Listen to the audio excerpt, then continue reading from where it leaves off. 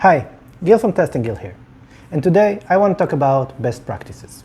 We always want to improve, always want to get better, and when we seek it, we want to seek the best.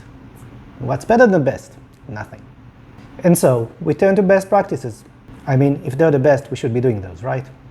Take, for example, something that everyone in software considers a best practice. Removed applications. It's like the first lesson on the second day of software school. Don't duplicate code. And everyone can quote why you shouldn't do this. If you duplicate code, when you need to change it, you need to find all the occurrences of this code and go change it, and that's if you remember where you left this code. That's maintenance hell, and nobody wants to go through that. By the way, I've talked about code applications in a former video called The Clone Wars. You should check it out. Now, is that really a best practice? I'll tell you at the end. But first, I've got some bad news. Best practices are not really the best. Think about it.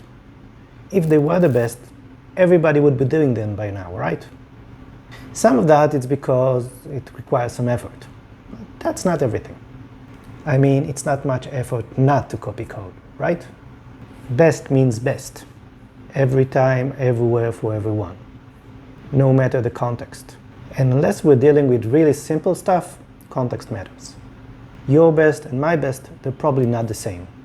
We have different experiences, different processes, different problems. They are really not the same. So what about those elusive best practices? What are we really looking for? Simple. We're looking for something that works for most people most of the time. We lower our standards for it works every time for everyone to it will probably work for me. We're willing to accept failure, but we don't really see it that way. I mean, if it's a best practice that works for everyone, then I must be doing something wrong, right?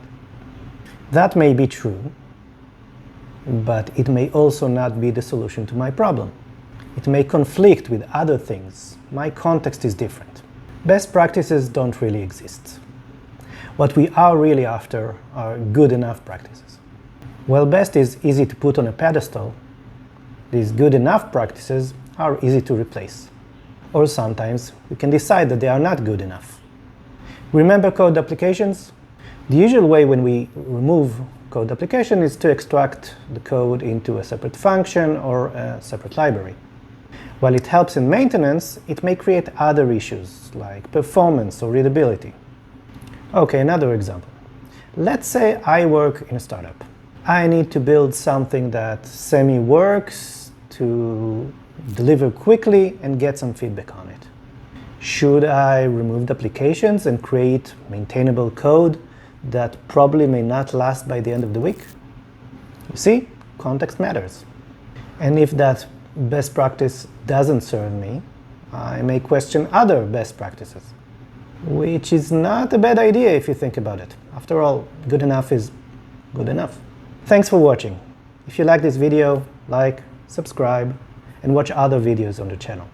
And in the comments down below, tell me which best practice you are very proud to not have followed.